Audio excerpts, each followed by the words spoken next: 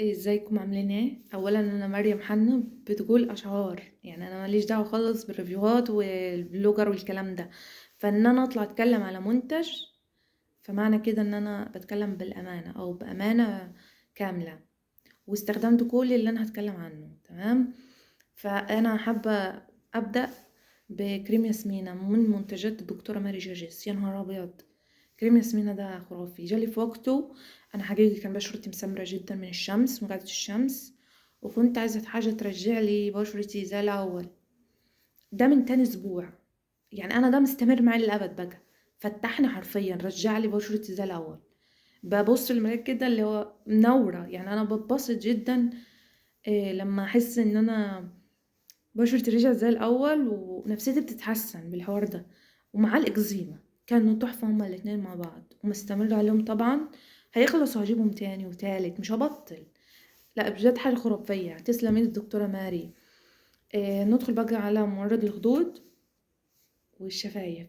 ده طبيعي، ده تنت طبيعي بيستمر على البشرة اليوم كله، يعني طول معايا بجد، خد اليوم كله وطبيعي بحت. يعني انا كنت حاطه شفايفي، محدش كان عارف ان انا حاطه حاجه، محدش اصلا فاكر ان انا حاطه حاجه، يعني رهيب، حلاوه كده رباني.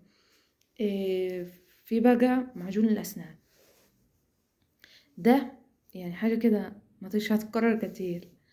من اول مره اسناني نورت، ومع كتر الاستخدام هيشيل اي صفار او اي حاجه. انا بجد مستمره عليه، انا ليا اسبوعين عليه بستخدمه. العبوه مليانه بطريقه، يعني ده انا عارفه انها هتطول معايا، هتطول. كل العبوات كده يعني هتقعد معايا مثلا شهرين ثلاثة. يعني انا بجد حاجة كده عظمة.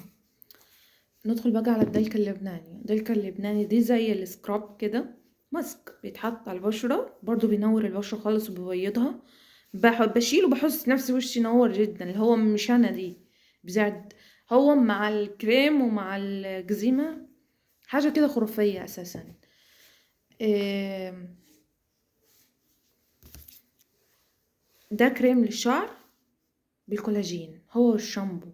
يا نهار ابيض، ده خفيف جدا، يعني اي بشرة اي شعر، إيه، اي شعر بيطلع زيوت كتيرة و- ومش بيستحمل مثلا الزيوت الكتيرة او الكريمات عليه. الكريم ده خفيف خالص، يعني الشعر السايح جدا مثلا مش محتاج حاجة غير الكريم ده، لانه بجد خفيف جدا جدا وبيرطب جدا جدا. اما بقى الشامبو ده رهيب، تركيبة بالكولاجين. طبعا عارفين اهمية الكولاجين للشعر، انا استخدمته. انا غسلت بشعري حرفيا مفيش شعرية وقعت. يعني انا ده برضو هيخلص هجيبه. غيرت الشامبو بتاعي ده خلاص، يعني بجد تحفة. لا لا تحفة بجد، والعبوة مليانة بطريقة يعني مليانة جدا، يعني كبيرة. فبجد ايا كان هو رهيب. طبعا عارفين اهمية الكولاجين للشعر، مش محتاجة اقول. في طبعا زيت تركيبة لانبات الشعر.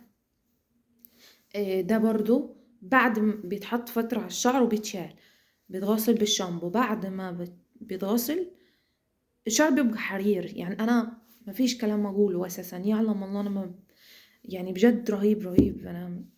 انا مندهشة، تسلم ايد الدكتورة ماري حرفيا. اخر حاجة تحرير الايدين، ده كريم لتحرير الايدين. ده مش هحتاج مرطب تاني لايدي خلاص، لان انا حطيته حرفيا ايدي لمعت، يعني حاجة كده رهيبة. رهيب، انا ما يعني مش هحتاج اصلا اللي هو، يعني حتى المنتج مش هقول مثلا يخلص في شهر مثلا، لا هيطول. لا هيطول بجد، هياخد شهرين ثلاثة مثلا على الاقل. لان العبوات حتى مليانة على الاخر. كل اللي انا اتكلمت عنه رهيب. اخر حاجة بقى البودي لوشن، رهيب. ريحته انا خلاص مش بحط غيره، ده انا طالعة مش بحط غيره بجد. انا بجد دكتورة ماري تسلم ايديها. كل اللي انا استخدمته يعني فوق الخيال اساسا، رهيب جدا. وهيخلص هجيبه، مش هبطل. إيه، فانا بنصح اي حد محتاج حاجه لانبات الشعر، انه يفتح بشرته، يبيض اسنانه، كل الكلام ده عليكم على دكتوره، منتجات الدكتوره ماري جرجس، رهيبه رهيبه رهيبه. و وبس كده، يعني أنا باقول لكم حاجة أنا استخدمتها، فبالتالي في أمانة في الموضوع، ما تقلقوش يعني.